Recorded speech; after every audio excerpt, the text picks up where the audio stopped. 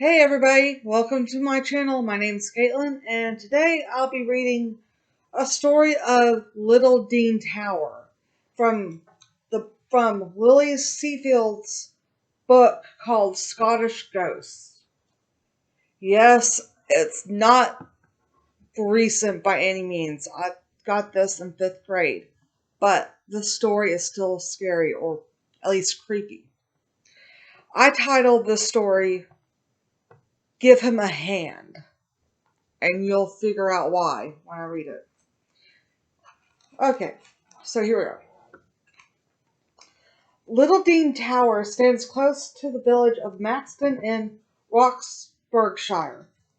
The building dates from the 15th century. It has long been uninhabited, but it was at one time the stronghold of the Kerr family, one laird of Littledean, who lived in the tower in the 17th century, had a particularly bad reputation. The laird was, by all accounts, a thoroughly unsavory character. He drank heavily, mistreated his family and servants, and took great pleasure in playing an active part in the persecution of Covenanters in the district.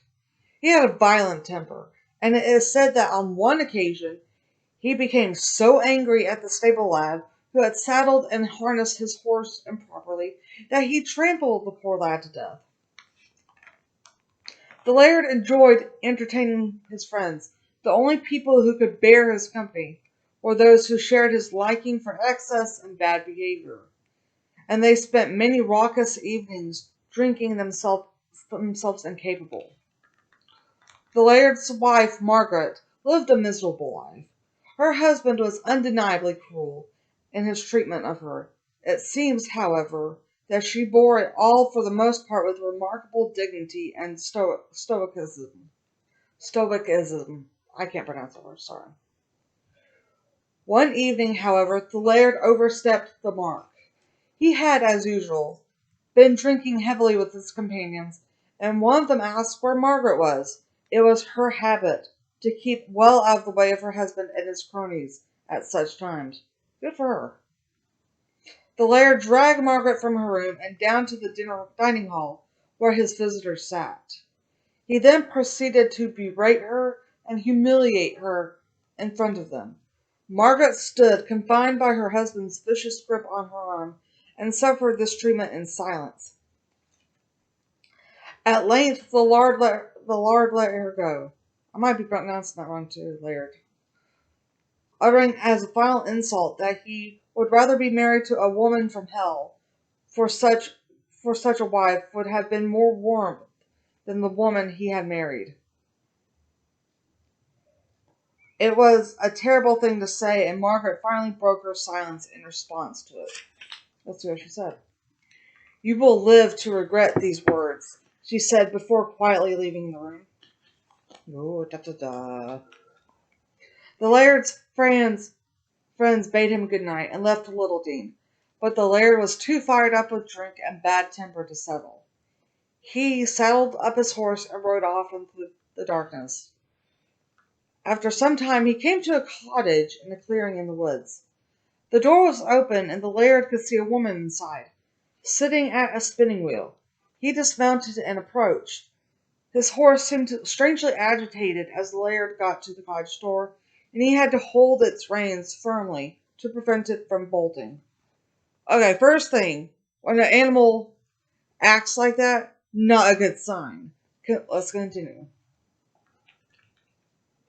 Looking into the cottage, the laird thought he could see shadowy figures moving in the corners, but it was too dark to make out what they were. Heck. OMFG, how stupid is this guy? He tried to speak to the woman. She did not respond in words to his greeting. Instead, she stopped spinning and turned to face him, still holding the newly spun thread between her fingers. With a maniacal laugh, she snapped the thread in two. The laird saw no more, for at that point his horse took such fright and pulled him away with such force that he almost had to let go of the reins. He regained control of the animal at last, mounted, and rode away. When he eventually arrived back at Littledean, he still had the picture of the woman in his mind. She had been the most beautiful creature he had ever laid eyes on. The next day he found that in spite of himself, he was preoccupied with the woman in the cottage.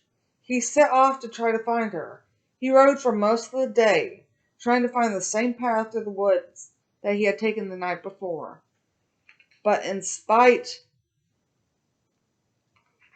oh, where is it? But in spite of many hours searching, he was unable to find any sign of the cottage where he had last seen the woman. He returned to Littledean, frustrated. As he approached his home, however, he caught sight of a graceful figure standing in a glade by the river. It was the very woman for whom he had been searching. She held out her arms to him in silence, and he went to her eagerly. The laird's obsession with the woman grew. Every night at the same time, just before dark, she would appear at the same place by the river. His desire for her was so great that the laird ignored any need for caution. Then, there, within sight of his marital home, he indulged his passion for the strange woman night after night. It was inevitable that the affair would not remain a secret. The laird was seen with the woman, and Lady Margaret was told about it. She confronted him and threw her wedding ring in his face. The laird merely turned on his heel and walked away. Lady Margaret was ready to leave, but before she did, she wanted to find out who her husband's mysterious lover was. 2 men volunteered to go and search for the woman on her behalf. Good for them. That evening they went to the glade by the river, where the laird and the woman had been meeting, and after some time they caught sight of her. As they moved towards her stealthily, hoping to entrap her, she disappeared. A hare sped away from the place where she had been seen and ran far off into the distance. The 2 men returned to Lady Margaret to find her in a state of great consternation. The laird was missing. There was little point in mounting a search at this late hour, for it was too dark. They had no choice but to wait. It was far into the night when the laird's horse finally galloped up to the tower, carrying its master. The horse was sweating and exhausted. The laird was grim-faced and as white as a sheet. He was shaking as he told all those present what had happened to him. He had been riding towards home when he caught sight of a hare running alongside his horse. Before long, the hare had been joined by several others racing along beside him, in front of them and behind him. They leaped about around the feet of the horse and jumped to saddle height. The laird had been very frightened and had tried to first spur his horse on to outrun them, then to cut them down with the sword and trample them with the horse's hoofs. His efforts were in vain until his sword struck the paw of one hare, cutting it clean off. The paw had jumped in the air and landed in his pistol holder. The pack of hares had then suddenly withdrawn. By the time all this happened, the laird had ridden all the way to the village of Midland, a place notorious for witchcraft and many miles from his home. He had spurred his horse into a gallop, and had neither stopped nor even slowed his pace until he reached the safety of Littledean. "Devils!" he muttered through chattering teeth. "Devils!" When he told this tale, the laird put his hand into the pistol holster to feel for the hare's paw. He screamed, quickly withdrawing his hand from the holster and throwing something down on the ground. "It grabbed me!" he cried. Lady Margaret looked down the thing that her husband had thrown from his holster. It was not a hare's paw, but the bloody, severed hand of a woman. Da-da-da. The laird drew his sword and speared the hand. As he did so, it flexed very much as if it were alive. The laird took it, still impaled on the sword, out of the tower and made for the river. When he reached the water's edge, he hurled the bloody hand into the river's murky depths with all his might. He was very close to the spot where he and the mysterious woman had been meeting. And when he had thrown the hand into the river, he turned around and saw her, crouching beneath a tree. She lifted her head to look at him. To his horror, the laird saw that her face had been transformed into a hideous, wizened countenance with an evil leer.